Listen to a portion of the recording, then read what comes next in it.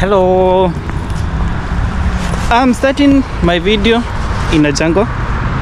Let me remove these earpods. I'm listening to good music and they'll make me not focus. So welcome yet to another video. My name is Mark. I'm a Kenyan living in Lisbon, Portugal. I'm starting my video in a small jungle, as you can see. But anyway, it's not a jungle as per se. I'm next to the highway and this is a crosswalk, and as you can see, and this is the highway, okay? And the reason why I decided to pass here is that I want to show you a monument that is right in front of me. I want to get closer to it, not that close but closer to it, and explain something unique about it. It's a good monument, and it has a good history and it has a good story. So let me just go there and I'll see you in a few and tell you about it, okay? Ciao. Wow, can you see that? So I think this one gives a good view, and I have to give you a history about this architecture. This is a national monument, or a historic monument, and it has a very rich history. And as you can see it, I'm trying to get closer to it, but the more I go closer to it, the more I lose the best view. So this thing, as you can see it, this one, as you can see it, this one, where is it? This one, it was constructed, hear this, in 1731, not 1931 or 1831, 1731.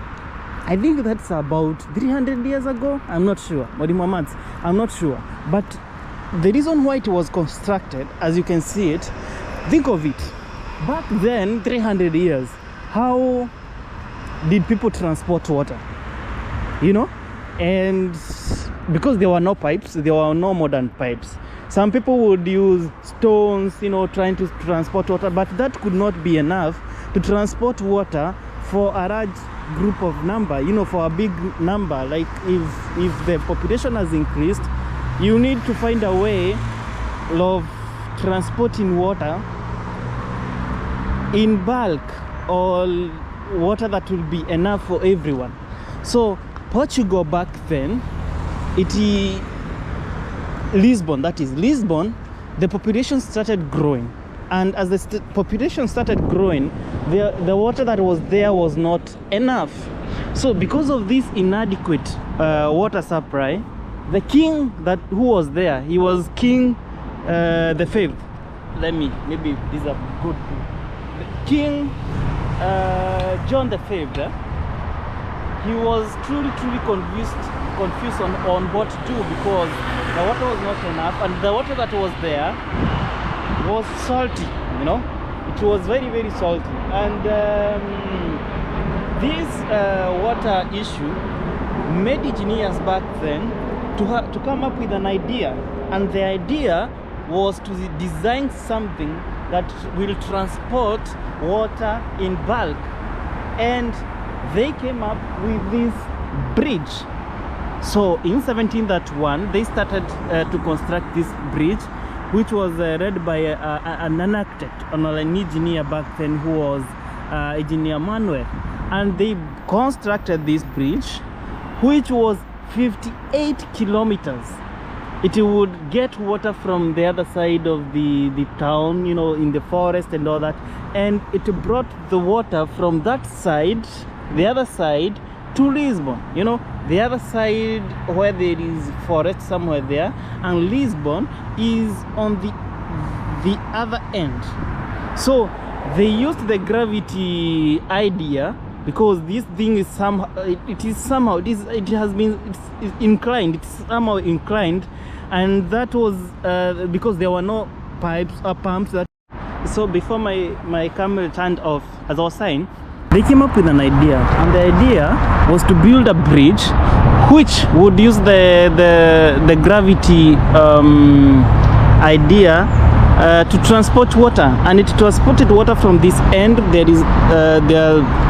There are trees there. It's a big forest from that end all the way, and this massive design or architect, it transported water, which was helpful and it was safe for people to drink, and it also helped the city to keep the fountains alive. Okay, so this beautiful structure has also like a very, very important bagul for that.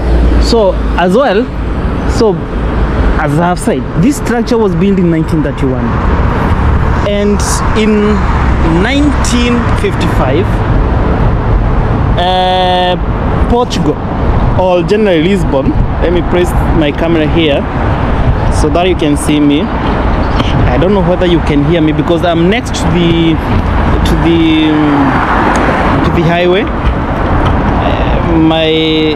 You might not. Oh, my camera doesn't want. So never mind. So as I was saying,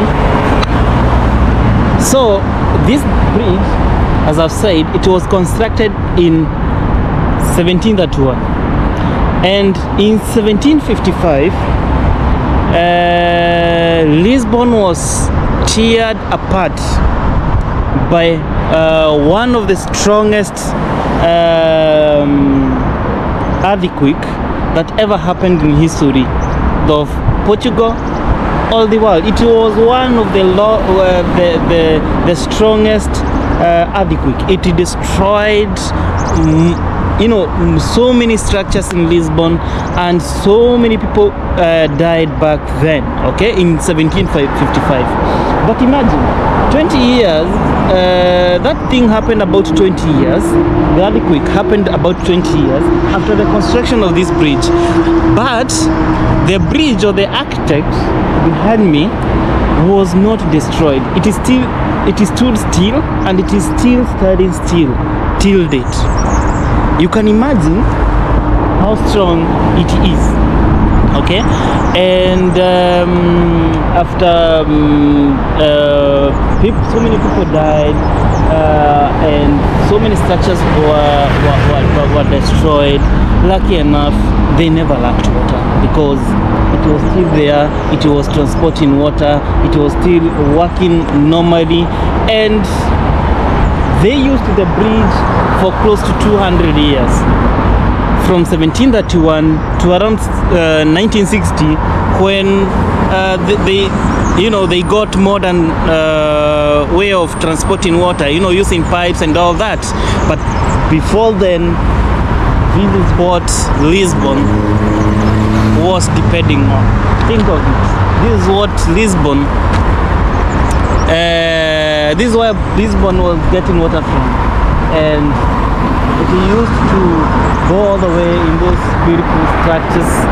And till today, some people, okay, it is not active. It doesn't transport water anymore, but people can pass there just to view the architects, not just to view how water was there, to see the history. And it is a touristic attraction, although maybe it's not that famous, but people do pass there. On top of it, they do pass there just to view and just to see and just to learn about the beautiful history of it. Okay, so Portugal has it's rich of history.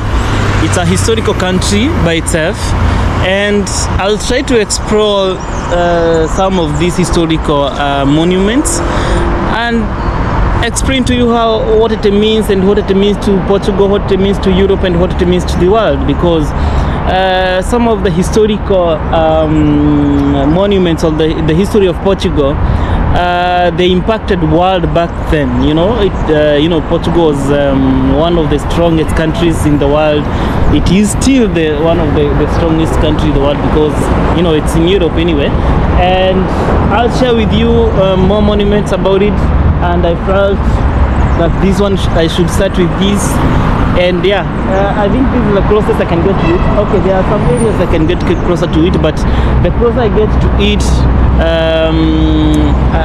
the more I lose the view. Okay, so maybe next time I might go and touch it from the upper end or other places, because it is 58 kilometers, as I've told you. So it has so many places that you can view it in a different direction. But this is the perfect place, or the perfect point that I could be able to capture it. And yeah, 1755, 1731, 300 years, man. What materials were they using, by the way? Think of it. What materials were they using? Something starting still 300 years, being struck by the earthquake and still stands. Manuel and the engineers back then, they must have a secret that they died with, man. Okay, so until I see you in the next video, I hope you enjoyed this video, and yeah, till next time, ciao. I have to pick my bus here. I'm next to the highway. I'm sure that my video will be noisy, but well, this, as I have said, this was the perfect spot to capture this thing.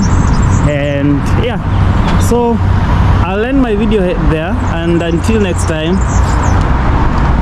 ciao, bye, kwaheri.